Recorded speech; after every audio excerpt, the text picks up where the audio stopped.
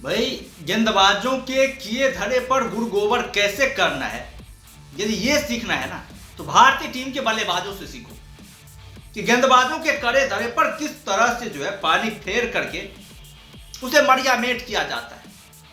हमारे बल्लेबाज वो पूरे टेस्ट सीरीज में यही करते हुए आ रहे हैं।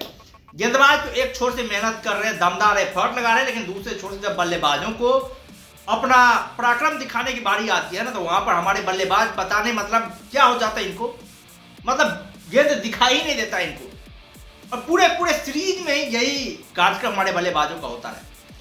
पांचवें टेस्ट मैच में टीम में बहुत ज्यादा फेरबदल हुई, बहुत ज्यादा खींचातानी हुई।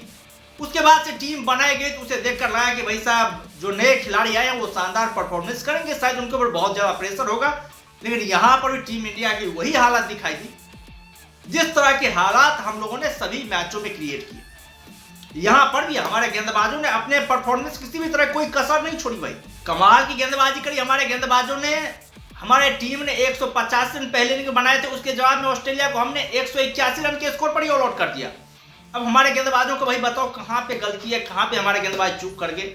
इतने कम रन बनाने के बावजूद भी 4 रनों की लीड हमारे गेंदबाजों ने हमारी टीम को दिलवा दी। उम्मीद ये थी कि दूसरी इनिंग में हमारी टीम आएंगे तो थोड़ा सा कॉन्फिडेंट होगा हमारी टीम, तो इसी पहले इनिंग से सीख लेकर के आएंगे। लेकिन यहां पर भी हूबहू वही कार्यक्रम हमारे बल्लेबाजों का चलता हुआ दिखाई दिया।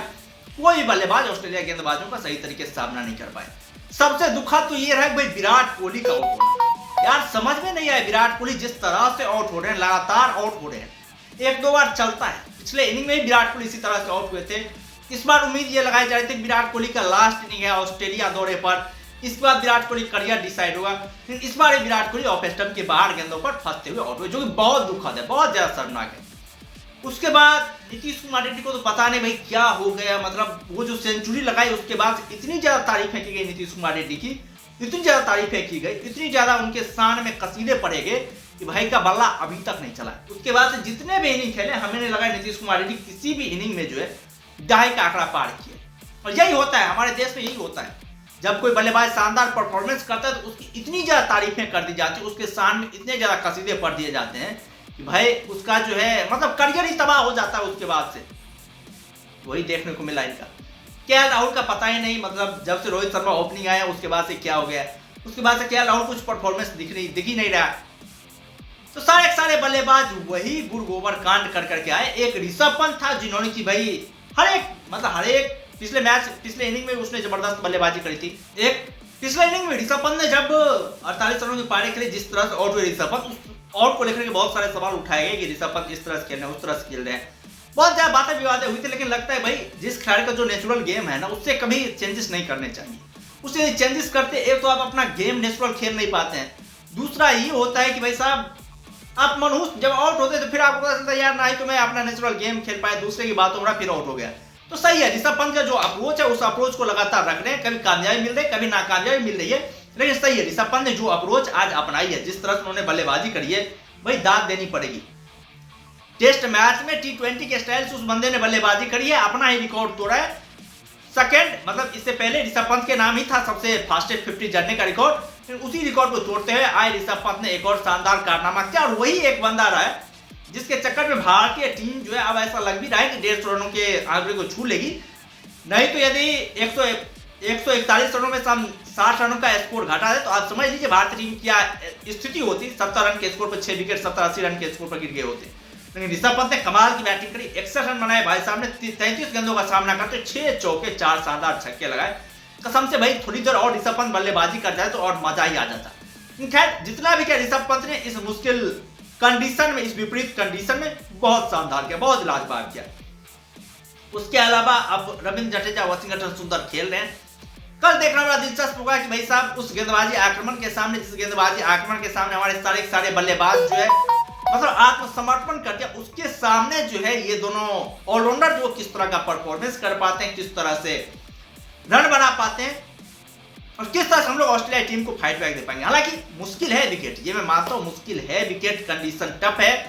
यहाँ 200-250 रनों का स्कोर जो बहुत ज्यादा हो जाएगा, एक फाइटेबल स्कोर होगा, लेकिन वहां तक पहुंच पाना, कम से कम 200 रनों का टारगेट तक भारतीय टीम पहुंच पाती है नहीं, क्योंकि 200 रन बहुत ज्यादा इंपॉर्टेंट होने वाला है भाई। बहुत ज्यादा इंपॉर्टेंट होने वाला है। ऑस्ट्रेलिया की होम कंडीशन है, वहां पर सबको उसको पता है कि पिच कैसे बिहेव करती है। बहुत सारे खेले हैं वहां पर, कम से कम 200 रनों का टारगेट तो देना ही पड़ेगा। बुमराह की भी मतलब खबरें वही आ रही है, इंजर्ड हो गए जसप्रीत बुमराह आएंगे या फिर नहीं आएंगे, ये भी एक बहुत बड़ा मतलब सवालिया दायरे में प्रश्न चल रही है। जसप्रीत बुमराह होते तो फिर तो सही था यार, 160-170 रन होता, हम लोग पीछा कर लेते।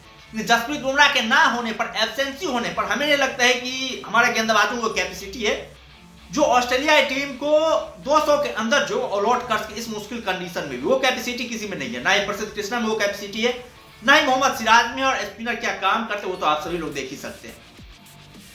तो ये कंडीशन है भारत की टीम की। हालांकि यदि रविंद्र जडेजा और वाशिंगटन सुंदर ठीक ठाक बल्लेबाजी कर लेते, थोड़ा बहुत एफर्ट लगा देते हैं, थोड़ा बहुत जानदार करते, तो हमारी टीम जो है ठीक ठाक स्थिति में पहुंच जाएगी। वैसे कप्तान बैटिंग में मतलब कुछ छल्ले क्रम के भी जो बल्लेबाज है ना, उसमें जसप्रीत बुमराह होते तो हम उम्मीद भी रख सकते भाई 20-22 रन तो आएगा ही आएगा, क्योंकि जसप्रीत बुमराह हर एक मैच में अपना कॉन्ट्रीब्यूशन दे देते थे, 20-22 रन हर एक मैच में ठोक देते थे। इस मैच में तो है नहीं, वो बंदा भी नहीं है जो कुछ छल्ले क्रम में शानदार बल्लेबाजी करता था। तो यहाँ से तो मुश्किल तो लग रहा है, लेकिन रविंद्र जडेजा भी खड़े हैं, वाशिंगटन सुंदर खड़े हैं, एक ऑथराइज्ड बैटिंग कॉम्बिनेशन जो कहते हैं वो हमारे टीम के लिए बीच मैदान पर खड़ा पड़ा है।